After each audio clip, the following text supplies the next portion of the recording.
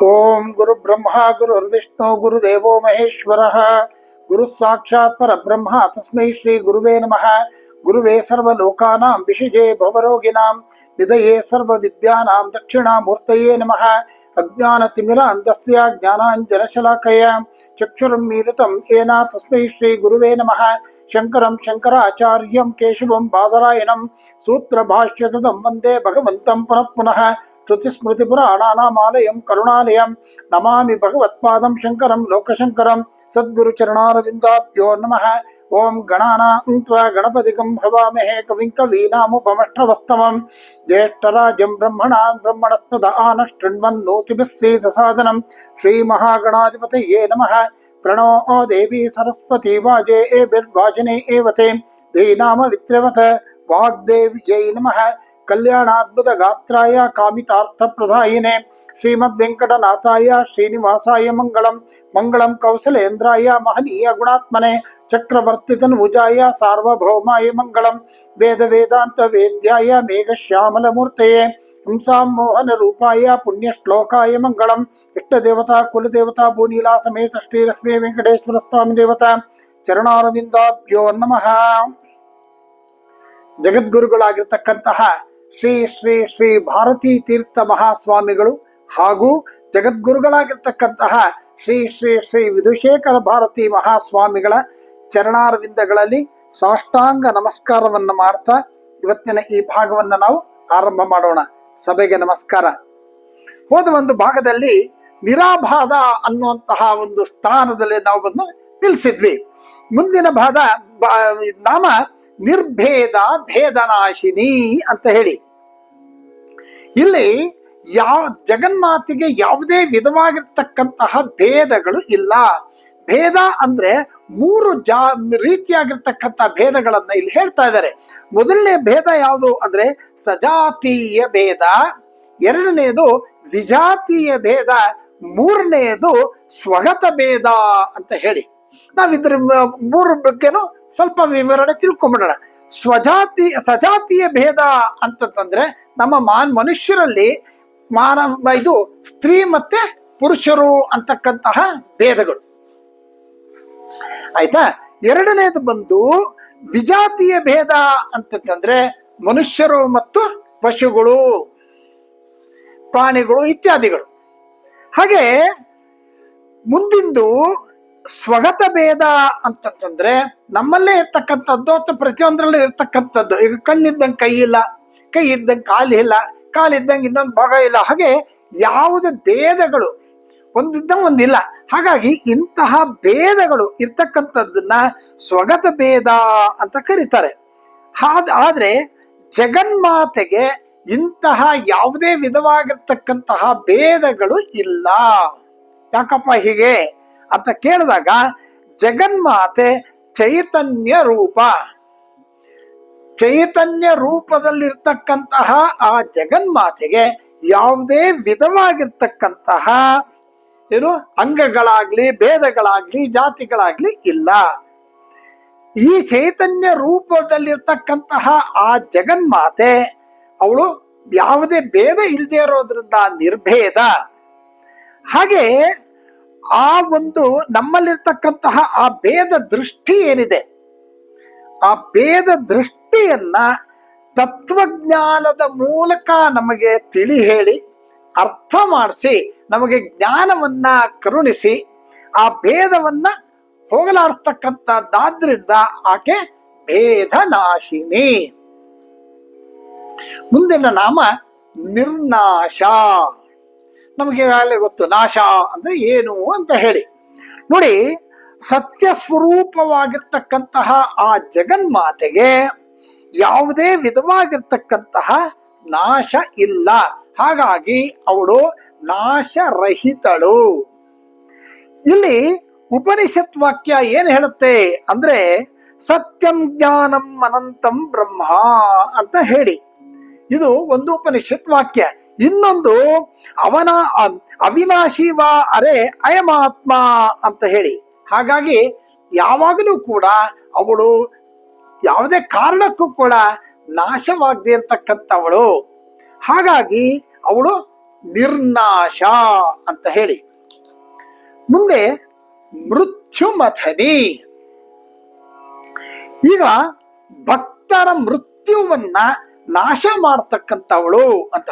ಇಲ್ಲಿ ನೋಡಿ, ಇಲ್ಲಿ ಸ್ತ್ರೀ ಪುರುಷ ಅಂತ ಭೇದ ಇಲ್ಲ ಅಂದಾಗ ಯಾರು ಆ ದೇವಿಯ ಅಥವಾ ಆ ದೇವರ ಭಕ್ತನೋ ಅವನಿಗೆ ಬಂದಿರತಕ್ಕಂತಹ ಆ ಮೃತ್ಯುವನ್ನ ನಾಶ ಮಾಡ್ತಕ್ಕಂತಹ ಶಕ್ತಿಯನ್ನು ಹೊಂದಿರತಕ್ಕಂಥದ್ದು ಮೃತ್ಯುಂಜಯ. ಯಾರು ಆ ಮೃತ್ಯುಂಜಯನ ಭಕ್ತರೋ, ಆ ಪರಮೇಶ್ವರನ ಭಕ್ತರೋ, ಆ ಚೈತನ್ಯದ ಭಕ್ತರೋ, ಆ ದೇವಿಯ ಭಕ್ತರೋ, ಅವರಿಗೆ ಯಾವುದೇ ವಿಧವಾಗಿರ್ತಕ್ಕಂತಹ ಮೃತ್ಯು ಭಯ ಇಲ್ಲ. ಹಾಗಾಗಿ ಅಂತಹ ಮೃತ್ಯುವಿನ ಬಾಧೆಯಿಂದ ಮುಕ್ತಳನ್ನ ಮಾಡ್ತಕ್ಕಂಥವಳು ಮೃತ್ಯುಮಥನಿ. ನೋಡಿ, ಇದರಲ್ಲಿ ಮೃತ್ಯು ಅಂತ ತಂದಾಗ ಏನು, ಮರಣ ಅಂತ ಆಗುತ್ತೆ.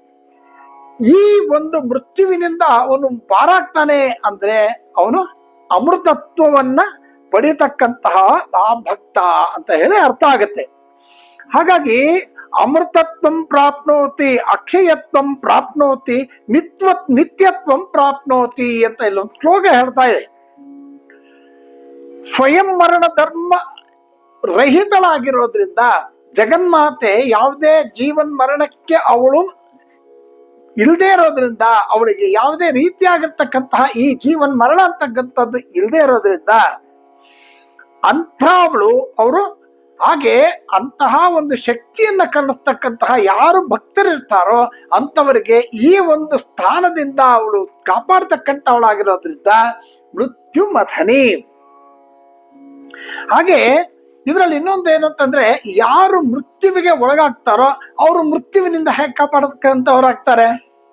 ಅವರೇ ಮೃತ್ಯುಗೆ ಇವತ್ತೋ ಅಲ್ವಾ ನಾಳೆ, ಇವ್ರು ಇವತ್ತು ಮುಂದೆ, ನಾಳೆ ಇನ್ನೊಬ್ಬ ಹಿಂದೆ, ಆದ್ರೆ ಅವರೇ ಮೃತ್ಯುಗೆ ಒಳಗಾಗೋದ್ರಿಂದ ಅವ್ರ ಮೃತ್ಯುವಿನಿಂದ ತಪ್ಪಿಸ್ಕೊಳ್ಳೋದಕ್ಕೆ ಅವ್ರಿಗೆ ಆಗೋದಿಲ್ಲ. ಅವ್ರು ಇನ್ನೊಬ್ಬರಿಗೆ ಹೇಗೆ ಕಾಪಾಡ್ತಾರೆ? ಆದ್ರೆ ಈ ಜಗನ್ಮಾತೆಗೆ ಯಾವುದೇ ರೀತಿಯಾಗಿರ್ತಕ್ಕಂತಹ ಆ ಮೃತ್ಯು ಅಂತಕ್ಕಂಥದ್ದು ಇಲ್ಲದೆ ಇರೋದ್ರಿಂದ ಮರಣವನ್ನ ತಾನು ಕಂಟ್ರೋಲ್ ಮಾಡಿ ತನ್ನನ್ನೇ ಹತೋಟಿಯಲ್ಲಿ ಇಟ್ಕೊಂಡಿರೋದ್ರಿಂದ ಯಾವುದೇ ವಿಧವಾಗಿರ್ತಕ್ಕಂತಹ ಅಂತಹ ಒಂದು ಇದು ಇಲ್ಲದೆ ಇರೋದ್ರಿಂದ ಅವಳು ತನ್ನ ಭಕ್ತರಿಗೆ ಅವರು ಅಭಯವನ್ನ ಕೊಡ್ತಕ್ಕಂತ ಸ್ಥಿತಿಯನ್ನು ಅವಳು ಕೊಡ್ತಾಳೆ.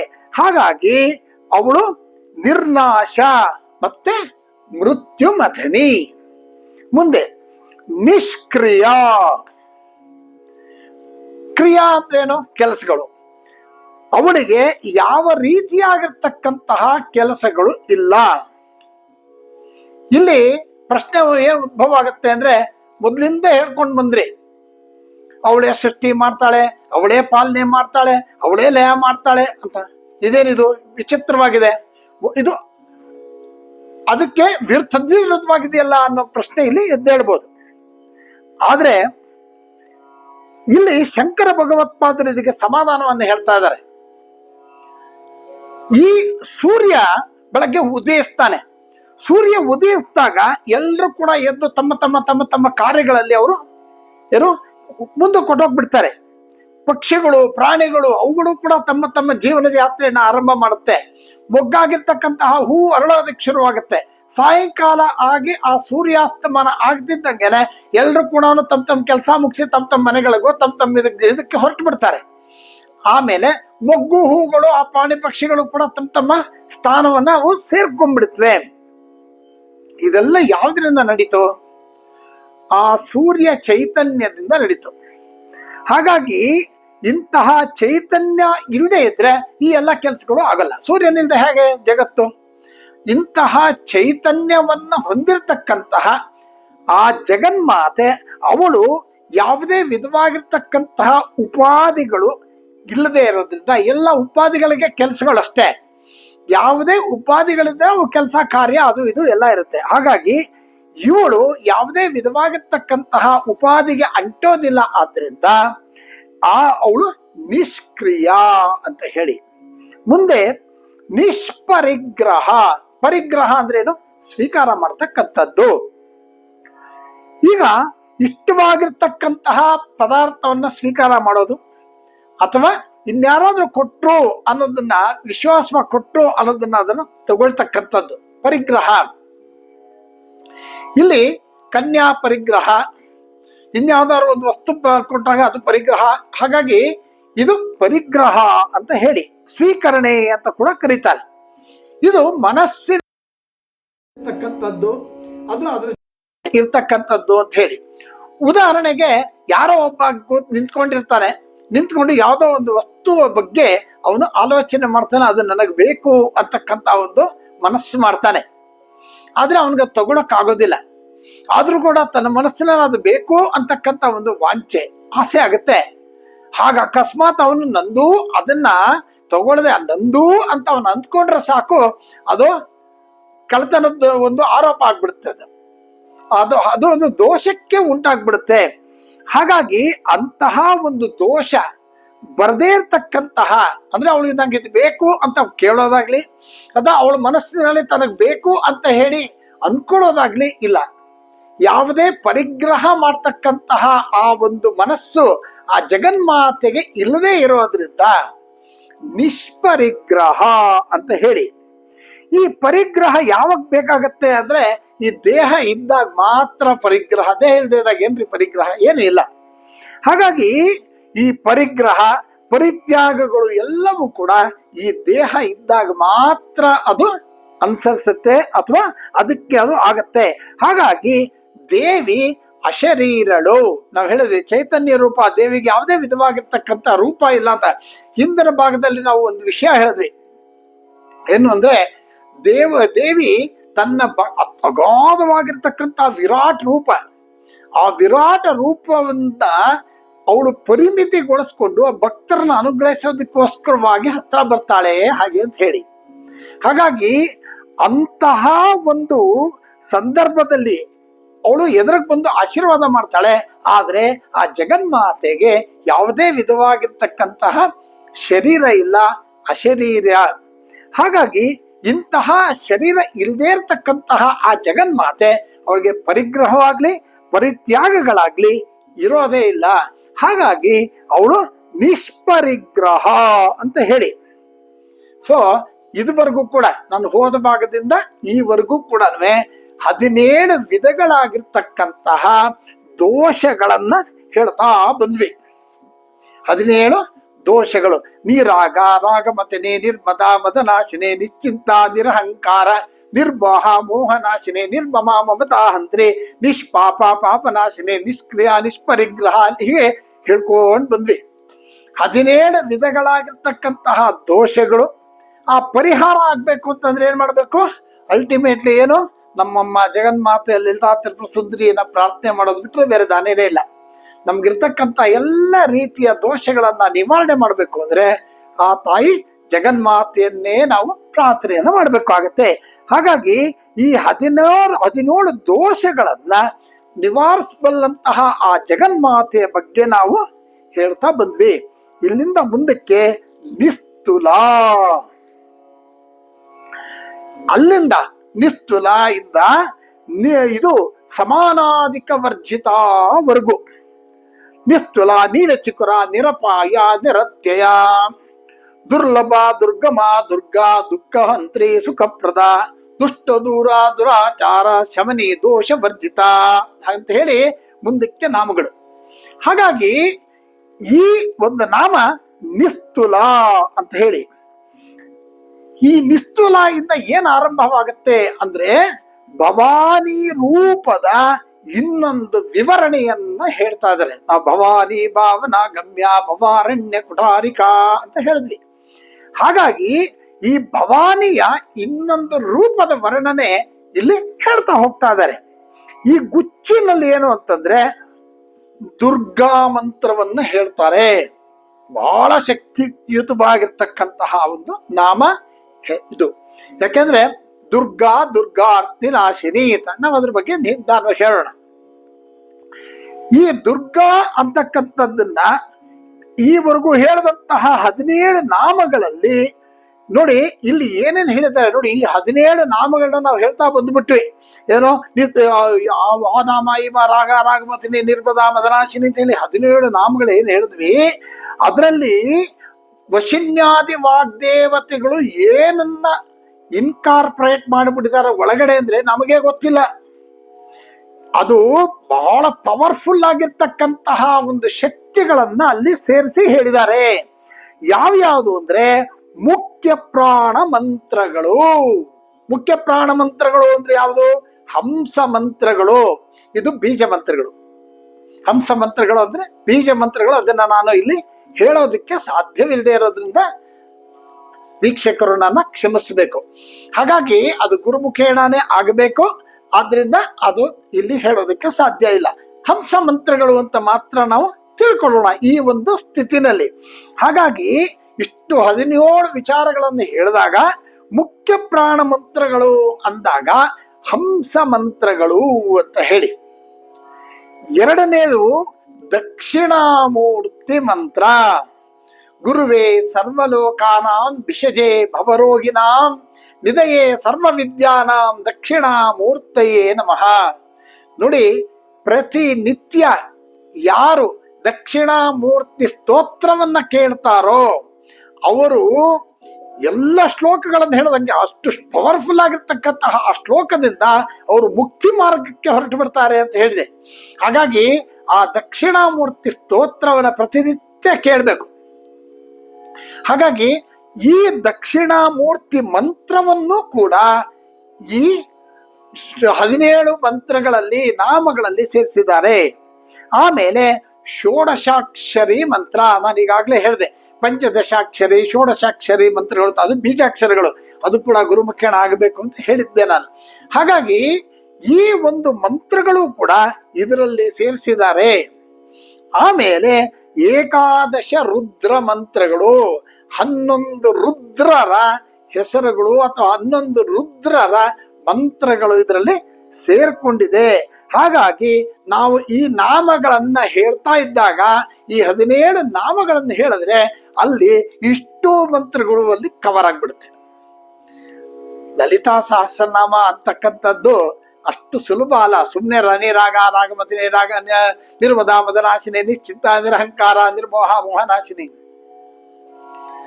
ಲಲಿತಾ ಸಹಸ್ರನಾಮದಲ್ಲಿ ನಾನು ಮೊದಲಿಂದ ಅದೇ ಹೇಳ್ತಾ ಇದ್ದೀನಿ, ಲಲಿತಾ ಸಹಸ್ರನಾಮನ ನಾವು ಅಷ್ಟು ಸುಲಭದಾಗಲಿ ತಗೊಳ್ಳೋದಿಕ್ ಆಗೋದೇ ಇಲ್ಲ.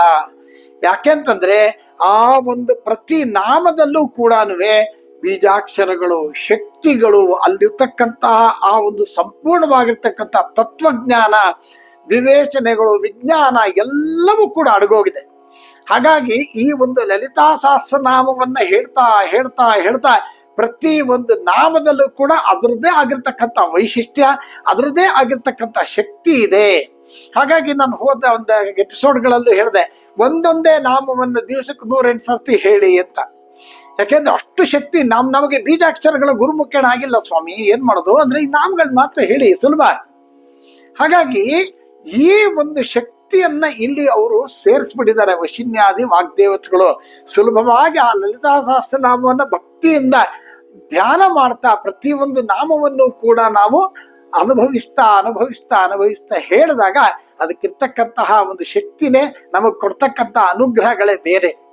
ಹಾಗಾಗಿ ಇದು ಅನುಭವಿಸಿದವ್ರು ಮಾತ್ರ ಗೊತ್ತಾಗತ್ತೆ ವಿನಃ ಬಾಕಿ ಹೇಗೆ ಹೇಳೋದು, ಅನುಭವಿಸೇ ತೀರ್ಬೇಕಿದೆಲ್ಲ ಅಷ್ಟೇ. ಒಂದ್ 4-5 ತರ ಸ್ವೀಟ್ ಇಟ್ಬಿಟ್ಟು ಇದು ಜಾಮೂನು, ಇದು ಜಿಲೇಬಿ, ಇದು ಜಾಂಗೀರಿ, ಅದು ಇದು ಜಾಮೂನ್ ಸ್ವೀಟ್ ಹೆಂಗಿತ್ತು ಅಂತ ಹೇಳೋದು ಸಿಹಿ ಅಂತ ಹೇಳ್ಬೋದೇ ವಿನಃ ತಿಂದ್ರೆ ಮಾತ್ರ ಅದ್ರ ಸ್ವೀಟ್ ಗೊತ್ತಾಗತ್ತೆ. ಈ ಜಾಮೂನ್ ಅಂದ್ರೆ ಈ ತರ ಸ್ವೀಟ್ ಇರುತ್ತೆ ಅಂತ ಬಾಯಿಯಲ್ಲಿ ಹೇಳೋದಕ್ಕೆ ಸಾಧ್ಯವಿಲ್ಲದೆ ಇರುವಂತಹ ಒಂದು ಅಪರೂಪವಾಗಿರ್ತಕ್ಕಂತಹ ಒಂದು ಸ್ವೀಟ್ ಇದು ಏನು ರುಚಿ. ಹಾಗಾಗಿ ಇದನ್ನ ಅನುಭವಿಸೇ ನೋಡ್ಬೇಕು. ಹಾಗಾಗಿ ಜಗನ್ಮಾತೆ ಈ ಲಲಿತಾ ಸಹಸ್ರನಾಮವನ್ನ ಅತ್ಯಂತ ಸುಲಭವಾಗಲ್ಲ, ಪ್ರತಿಯೊಂದು ನಾಮವನ್ನು ಕೂಡ ಅನುಭವಿಸ್ಕೊಂಡು ನಾವು ನೋಡ್ಬೇಕಾಗತ್ತೆ. ಹಾಗಾಗಿ ನೋಡಿ, ಈ 17 ನಾಮದಲ್ಲಿ ಎಷ್ಟು ವಿಚಾರಗಳು ನಮಗೆ ಹೇಳಿದ್ದಾರೆ. ಹಂಸ ಮಂತ್ರಗಳು ಅಂತ ಹೇಳಿದ್ರು, ದಕ್ಷಿಣಾಮೂರ್ತಿ ಮಂತ್ರ ಅಂತ ಹೇಳಿದ್ರು, ಷೋಡಶಾಕ್ಷರಿ ಮಂತ್ರಗಳು, ಏಕಾದಶ ರುದ್ರರು, ಅಬ್ಬಬ್ಬಬ್ಬ ಎಷ್ಟು ಶಕ್ತಿ. ಅಂತಹ ಮಂತ್ರಗಳನ್ನ ಇಲ್ಲಿ ಸೇರಿಸ್ಬಿಟ್ಟಿದ್ದಾರೆ ಅಂತ ಹೇಳಿ ಇಲ್ಲಿಂದ ಮುಂದಕ್ಕೆ ನಾವು ದುರ್ಗಾ ವಿದ್ಯೆಯಲ್ಲಿ ನಾವು ಪ್ರವೇಶ ಮಾಡ್ತಾ ಇದ್ದೀವಿ. ನಿಸ್ತುಲ, ತುಲ ಅಂತಂದ್ರೆ ಏನು? ಮೆಷರ್ಮೆಂಟ್ ಮಾಡ್ತಕ್ಕಂಥದ್ದು, ತೂಕ ಹಾಕ್ತಕ್ಕಂಥದ್ದು, ಅಥವಾ ನಮಗೆ ಅದ್ರ ಬಗ್ಗೆ ಎಷ್ಟಿದೆ ಅಂತ ಒಂದು ವ್ಯಾಲ್ಯೂ ತಿಳ್ಕೊಳ್ತಕ್ಕಂಥದ್ದು. ಹಾಗಾಗಿ ಇದಕ್ಕೆ ತುಲನೆನೇ ಇಲ್ಲ ಅಂತ. ಜಗನ್ಮಾತೆಗೆ ಯಾವುದೇ ವಿಧವಾಗಿರ್ತಕ್ಕಂತಹ ಕಂಪ್ಯಾರಿಸನ್ ಇಲ್ಲ, ತುಲನೆ ಇಲ್ಲ, ಇದಕ್ಕೆ ಯಾವುದೇ ಸಾಟಿನೂ ಇಲ್ಲ ಅಂತಕ್ಕಂಥ ವಿಚಾರವನ್ನ ಇಲ್ಲಿ ಹೇಳ್ತಾ ಇದ್ದಾರೆ. ನಿಸ್ತುಲ ಅಂತ ಹೇಳಿ, ಅಂದ್ರೆ ಜಗನ್ಮಾತೆಯನ್ನ ನೀವು ವರ್ಣಿಸ್ಬೇಕು ಅಂತಂದ್ರೆ ಇದರಿಂದ ಇದಕ್ಕೆ ಅಂತ. ಈಗ ಉದಾಹರಣೆಗೆ ಕೆಂಪು ಬಣ್ಣದ ಒಂದು ಯಾವುದೋ ಒಂದು ವಸ್ತುವನ್ನ ವರ್ಣಿಸ್ಬೇಕು ಅಂದ್ರೆ ಸೂರ್ಯನ ಮುಂದೆ ಹುಟ್ಟ ಮುಂಚೆ ಬರುತ್ತಲ್ಪ ಅರುಣನ್ ಕೆಂಪು, ಆಕಾಶದಲ್ಲಿ ಕೆಂಪು ಅದು ಅಂತ ಹೇಳುದು.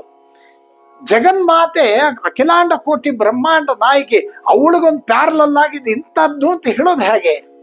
ಹಾಗಾಗಿ ಯಾವುದೇ ವಿಧವಾಗಿರ್ತಕ್ಕಂತಹ ಯಾವುದೇ ಉದಾಹರಣೆಗಳಿಗೂ ಕೂಡ ಅವಳು ನಿಲುಕದೇ ಇರತಕ್ಕಂತಹ, ಅವಳು ಯಾವುದೋ ಒಂದನ್ನ ಸುಮ್ಮನೆ ಒಂದು ಪ್ಯಾರಾಮೀಟರ್ ಆಗಿ ಇಟ್ಕೊಂಡು ಅದಕ್ಕಿಂತ ದೊಡ್ಡದು ಅಂತ ಹೇಳೋದಿಕ್ ಮಾತ್ರ ಅದನ್ನ ತಗೋಬೋದೇ ವಿನಃ ಅವಳು ಇದು ಅಥವಾ ಅದ್ರ ಸಮಾನ ಇದು ಅಂತ ಹೇಳೋದಿಕ್ಕೆ ಸಾಧ್ಯವಿಲ್ಲ. ಹಾಗಾಗಿ ಯಾವುದೇ ವಿಧವಾಗಿರ್ತಕ್ಕಂಥ ತುಲನೆಗೆ ಅವಳು ಸಿಕ್ಕದೇ ಇರೋದ್ರಿಂದ ಅವಳು ನಿಸ್ತುಲ ಅಂತ ಹೇಳಿ ವರ್ಣಿಸಿದ್ದಾರೆ. ಮುಂದೆ ನೀಲ ಚಿಕ್ಕುರ. ನಾವು ಜಗನ್ಮಾತೆಯ ಒಂದು ವೈಭವವನ್ನ ಪ್ರಾರಂಭದಲ್ಲಿ ವರ್ಣಿಸಿದ್ದಾಗ ಆ ಕೂದಲ ಬಗ್ಗೆ ಹೇಳ್ತಾ ಇದ್ವಿ. ಜಗನ್ಮಾತೆಯ ದಟ್ಟವಾಗಿರ್ತಕ್ಕಂತಹ ಕೇಶರಾಶಿಯ ಬಗ್ಗೆ ನಾವು ಮೊದಲು ಹೇಳಿದ್ವಿ. ಹಾಗಾಗಿ ಆ ಒಂದು ವಿಚಾರವನ್ನು ಇಲ್ಲಿ ಹೇಳ್ತಾ ದುರ್ಗಾದೇವಿಯ ಕೇಶದ ಬಗ್ಗೆ ಅವರು ಹೇಳ್ತಾ ಇದ್ದಾರೆ. ನೀಲ ಅಂತಂತಂದ್ರೆ ಕಡುಗಪ್ಪು ಬಣ್ಣ. ಈ ಜಗನ್ಮಾತೆಗೆ ಕಡು ಕಪ್ಪಾಗಿರ್ತಕ್ಕಂತಹ ಕೂದಲು. ಇಲ್ಲಿ ಕಪ್ಪಾಗಿರ್ತಕ್ಕಂಥ ಕೂದಲು ಏನಕ್ಕೆ ಹೋಲಿಸ್ತಾರೆ ಅಂತಂತಂದ್ರೆ ಯೌವನಕ್ಕೆ ಹೋಲಿಸ್ತಾರೆ. ಅತ್ಯಂತ ಯೌವನಶಾಲಿಯಾಗಿರ್ತಕ್ಕಂತಹ ಆ ಹೆಣ್ಣು ಆ ಒಂದು ಕೂದಲು ಯಾವುದು ಬಿಳಿ ಇದು ಕೂದಲು ಇಲ್ಲದೆ ಅಚ್ಚುಕಟ್ಟಾಗಿ ಗಪ್ಪಾಗಿರ್ತಕ್ಕಂತಹ ಕೂದಲು. ಹಾಗಾಗಿ ಇದು ಯೌವನಕ್ಕೆ ಸಂಕೇತ. ನಿಮ್ಗಾಗ್ಲೇ ಹಲವಾರು ಬಗ್ಗೆ ನಾವು ಮಾತಾಡ್ಬಿಟ್ಟಿದ್ದೀವಿ. ಜಗನ್ಮಾತೆ ಯಾವಾಗ್ಲೂ ಕೂಡ ಷೋಡಶಿ, 16 ವರ್ಷದವಳೆ ಹಾಗೆ ಅಂತ ಹೇಳಿ. ಹಾಗಾಗಿ ಬಾಲ ತ್ರಿಪುರ ಸುಂದರಿ ಎಷ್ಟು ವರ್ಷದವಳು? ಯಾವಾಗ್ಲೂ 9 ನವವರ್ಷದ ಕನ್ಯೆ. ಹಾಗಾಗಿ ಅವ್ರು ಯಾವಾಗ್ಲೂ ಅಷ್ಟೇ, ಬಾಲ ತ್ರಿಪುರ ಸುಂದರಿ 9 ವರ್ಷನೇ, ಜಗನ್ಮಾತೆ 16 ವರ್ಷನೇ. ಈಗ ನಾವು ಬದುಕಿದೀವಿ, ನಮ್ಮ ಮುಂದೆ ಜನರೇಷನ್, ಹಿಂದೆ ನಮ್ಮ ತಾತ ಮುತ್ತಾತ ಅವ್ರ ತಾತ ಯಾರೇ ಇದ್ರು ಕೂಡ ಆಗ್ಲಿಂದಾನು ಜಗನ್ಮಾತೆ ಷೋಡಶಿ ಇದೆ. ಹಾಗಾಗಿ ಜಗನ್ಮಾತೆ ಯಾವುದೇ ವಿಧವಾಗಿರ್ತಕ್ಕಂತಹ ಏನು ಆ ಒಂದು ಬಣ್ಣದಲ್ಲಿ ವ್ಯತ್ಯಾಸ ಇಲ್ಲ, ಆ ಯೌವನ ಹಾಗೆ ಇರುತ್ತೆ ಅನ್ನೋದ್ರಿಂದ ಅವಳು ನೀಲ ಚಿಕ್ಕುರ, ಕಪ್ಪಾಗಿರ್ತಕ್ಕಂತಹ ಅತ್ಯಂತ ಕಡು ಕಪ್ಪು ಬಣ್ಣದ ಈ ಒಂದು ಕೂದಲನ್ನ ಕೇಶರಾಶಿಯನ್ನ ಹೊಂದಿರತಕ್ಕಂತಹ ಆ ಜಗಜ್ಜನನೆ ಲಲಿತಾ ತ್ರಿಪುರ ಸುಂದರಿ. ಆದ್ರಿಂದ ಅವಳಿಗೆ ನೀಲ ಚಿಕ್ಕುರ ಅಂತ ಕರೀತಾರೆ. ಮುಂದೆ ನಿರಪಾಯ. ಇಲ್ಲಿ ನಾವು ಅರ್ಥ ಮಾಡ್ಕೋಬೇಕಾಗಿರೋದು ಏನು ಅಂದ್ರೆ ಅಪಾಯ ಅಂತ ಹೇಳಿ. ಜಗನ್ಮಾತೆಗೆ ಯಾವುದೇ ರೀತಿಯಾಗಿರ್ತಕ್ಕಂತಹ ಅಪಾಯ ಇಲ್ಲ ರೀ. ಅವಳ ಅಪಾಯಕ್ಕೆ ಅಪಾಯ ಅವಳು. ಹಾಗಾಗಿ ಅಪಾಯನೇ ಇಲ್ಲದೆ ಇರ್ತಕ್ಕಂಥವಳು ನಿರಪಾಯ. ಆದ್ರೆ ಈ ಅಪಾಯಗಳು ಯಾರಿಗೆ ಬರುತ್ತೆ ಅಂದ್ರೆ ನಮ್ಮಂತ ಉಪಾಧಿಗಳಿಗೆ ಬರುತ್ತೆ. ಇಲ್ಲಿ ಸುತ್ತಮುತ್ತ ಪ್ರಪಂಚದಲ್ಲಿ ಏನೇನಿದೆ ಅವುಗಳಿಗೆಲ್ಲ ಅಪಾಯಗಳು ಯಾವುದೋ ಒಂದು ಕಾರಣಕ್ಕೆ ಬಂದು ಒದಗಿಬಿಡುತ್ತೆ.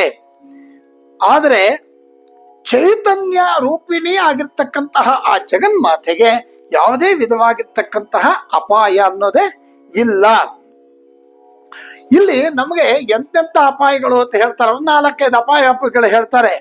ಒಂದು ವಿದ್ಯಾಪಾಯ, ಧನಾಪಾಯ, ಆರೋಗ್ಯಾಪಾಯ, ಪ್ರಾಣಾಪಾಯ. ಹೀಗೆ ವಿದ್ಯಾಪಾಯ, ಅತ್ಯಂತ ಹೆಚ್ಚಾದ ವಿದ್ಯೆಯನ್ನು ಹೊಂದಿದ್ದಾಗ ಅವನ ಮನಸ್ಸು ಅವನ ಕಂಟ್ರೋಲ್ನಲ್ಲಿ ಇಲ್ಲ ಅಂದಾಗ, ಹೆಚ್ಚು ವಿದ್ಯಾವಂತನಾಗಿದ್ರು ಕೂಡ ಅವನ ಮನಸ್ಸು ಅವನಿಗೆ ಕಂಟ್ರೋಲ್ನಲ್ಲಿ ಸಿಕ್ಕದೆ ಅವನು ಯಾವುದೋ ಒಂದು ಮಾಯಾಪಾಶಕ್ಕೆ ಅಥವಾ ಇನ್ಯಾವುದೋ ಒಂದು ಲೋಭಿತನಕ್ಕೆ ಅವನು ಒಳಗಾಗಿ ತನ್ನ ಕಲಿತಂತ ವಿದ್ಯೆಯನ್ನ ದುರುಪಯೋಗ ಪಡಿಸ್ಕೊಂಡಾಗ ಅವನಿಗೆ ಅಪಾಯ ಕಟ್ಟಿಟ್ಟ ಬುದ್ಧಿ. ಹಾಗಾಗಿ ತನ್ನಲ್ಲಿರ್ತಕ್ಕಂಥ ವಿದ್ಯೆಯನ್ನ ಸದುಪಯೋಗ ಪಡಿಸ್ಕೊಂಡು ಲೋಕ ಕಲ್ಯಾಣಕ್ಕಾಗಿ ಅದನ್ನ ವಿನಿಯೋಗಿಸಿದಾಗ, ತನ್ನ ಜ್ಞಾನವನ್ನ ಇನ್ನೊಬ್ಬರಿಗೆ ಹೇಳಿ ಒಳ್ಳೆಯದನ್ನ ಬಯಸಿ ಇನ್ನೊಬ್ಬರಿಗೋಸ್ಕರವಾಗಿ ಆ ಒಂದು ತನ್ನ ವಿದ್ಯೆಯನ್ನ ಸದುಪಯೋಗ ಮಾಡ್ಕೊಳ್ತಕ್ಕಂತಹ ಒಂದು ಒಳ್ಳೆಯ ಸಂಪ್ರದಾಯವನ್ನು ಇಟ್ಕೊಂಡಿರ್ತವಂತವನಿಗೆ ಯಾವುದೇ ವಿಧವಾದ ಭಯ ಇಲ್ಲ. ಆದ್ರೆ ತನ್ನಂತಿರ್ತಕ್ಕಂಥ ಜ್ಞಾನ, ಬುದ್ಧಿ, ವಿದ್ಯೆ ಎಲ್ಲವನ್ನು ಕೂಡ ಅದನ್ನ ಬೇರೆ ರೀತಿಯಲ್ಲಿ ಯಾವ್ದಾದ್ರು ಕಾರಣಕ್ಕೆ ಬಳಸಿ ಅದೇನಾದ್ರು ಅಪಾಯವಾಗ್ತಾ ಇದೆ ಅಂದ್ರೆ ಆ ರೀತಿಯಾಗಿರ್ತಕ್ಕಂಥ ಅಪಾಯ ವಿದ್ಯಾಪಾಯ ಅಂತ ಹೇಳಿ. ಧನಾಪಾಯ ಇದನ್ನ ಯಾರಿಗೂ ಹೇಳ್ಬೇಕಾಗಿಲ್ಲ, ಎಲ್ರಿಗೂ ಗೊತ್ತಿರೋದು. ಯಾಕಂದ್ರೆ ನಾವು ಪ್ರತಿನಿತ್ಯ ನೋಡ್ತಕ್ಕಂಥದ್ದು. ಹಾಗಾಗಿ ಈ ಧನ ಅಪಾಯ ಕೂಡ ತುಂಬಾ ತುಂಬಾ ಮುಖ್ಯ. ಹಾಗಾಗಿ ಈ ಅಪಾಯ ನಾನು ಇದ್ರ ಬಗ್ಗೆ ತುಂಬಾ ಹೇಳೋದಿಲ್ಲ, ತುಂಬಾ ಏನೋ ಎಲ್ರಿಗೂ ತಿಳಿದಿರ್ತಕ್ಕಂಥ ವಿಚಾರ. ಆರೋಗ್ಯ ಅಪಾಯ ಇದು ಕೂಡ ತಿಳಿದಿರ್ತಕ್ಕಂಥದ್ದೇ. ನೋಡಿ, ಹೆಲ್ತ್ ಈಸ್ ವೆಲ್ತ್ ಅಲ್ವಾ? ನಮಗೆ ಆರೋಗ್ಯ ಚೆನ್ನಾಗಿದ್ರೆ ಎಲ್ಲವೂ ಚೆನ್ನಾಗಿರುತ್ತೆ. ಆರೋಗ್ಯ ವ್ಯತ್ಯಾಸ ಆಯ್ತು ಅಂದ್ರೆ ಎಲ್ಲವೂ ಕೆಟ್ಟೋಗುತ್ತೆ. ನಿಮ್ಮ ಹತ್ರ ಕೋಟಿ ರೂಪಾಯಿ ಇರಲಿ, ಎಷ್ಟೇ ಆಸ್ತಿ ಇರಲಿ, ಏನೇ ಇರಲಿ, ಆರೋಗ್ಯನೇ ಇಲ್ಲ ಅಂತಂದ್ರೆ ಅನುಭವಿಸ್ತಕ್ಕಂಥದ್ದು ಆಗೋದೇ ಇಲ್ಲ ಅಲ್ವೇ?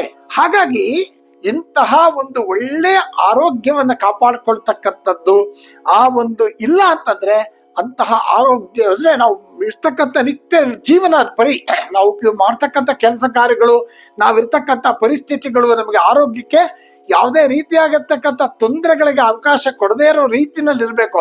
ಅದು ನಾವು ಏನೋ ಒಂದು ಆಸೆ ಇಟ್ಟು ಅದ್ರ ಬಗ್ಗೆ ಬಹಳ ದೂರ ಹೊರಟೋಗಿದ್ದೀವಿ ಅನ್ನೋದಾದ್ರೆ ಆರೋಗ್ಯಕ್ಕೆ ಅಪಾಯ. ತಿನ್ನಬಾರ್ದನ್ನು ತಿನ್ನೋದು, ಮಾಡಬಾರ್ದನ್ನು ಮಾಡೋದು, ಆಲೋಚನೆ ಮಾಡಬಾರ್ದು, ಆರೋಗ್ಯಕ್ಕೆ ಅಪಾಯ ಅಂದ್ರೆ ಆಲೋಚನೆ ಮಾಡೋದು, ಹೀಗಿದೆಲ್ಲ ಮಾಡಿದಾಗ ಏನಾಗುತ್ತೆ, ಅದು ಆರೋಗ್ಯಕ್ಕೆ ತೊಂದರೆ ಆಗೋದ್ರಿಂದ ಆರೋಗ್ಯ ಅಪಾಯ. ಮುಂದೆ ಪ್ರಾಣಾಪಾಯ. ಪ್ರಾಣಾಪಾಯ ಗೊತ್ತಿರೋದೆ ಎಲ್ಲವೂ ಕೂಡ ಏನಾಗತ್ತೆ. ಹಾಗಾಗಿ ಈ ಒಂದು ಯಾವ್ದಾ ಒಂದು ರಿಸ್ಕ್ ತಗೊಳ್ತಕ್ಕಂಥದ್ದಲ್ಲ. ಹಾಗಾಗಿ ಈ ಪ್ರಾಣಾಪಾಯ ಕೂಡ ಇದೆ. ಇಂತಹ ಯಾವುದೇ ವಿಧವಾಗಿರ್ತಕ್ಕಂತಹ ಅಪಾಯಗಳು ಜಗನ್ಮಾತೆಗೆ ಇಲ್ಲದೆ ಇರೋದ್ರಿಂದ ಅವಳು ನಿರಪಾಯ. ಹಾಗೆ ಯಾರು ಈ ಜಗನ್ಮಾತೆಯನ್ನ ಬಹಳ ಶ್ರದ್ಧಾ ಭಕ್ತಿಯಿಂದ ತಮ್ಮನ್ನ ತಾವು ಅವಳಲ್ಲಿ ಸರೆಂಡರ್ ಮಾಡ್ಕೊತಾರೋ, ಅರ್ಪಣೆ ಮಾಡ್ಕೊತಾರೋ ಅಂಥವರು ಈ ಒಂದು ಅಪಾಯಗಳಿಂದ ದೂರ ಇರ್ತಾರೆ. ಯಾವುದೇ ವಿಧವಾಗಿರ್ತಕ್ಕಂಥ ತೊಂದರೆಗಳು ಕೂಡ ಅವರಿಗೆ ಆಗೋದಿಲ್ಲ ಅಂತ ಹೇಳಿ.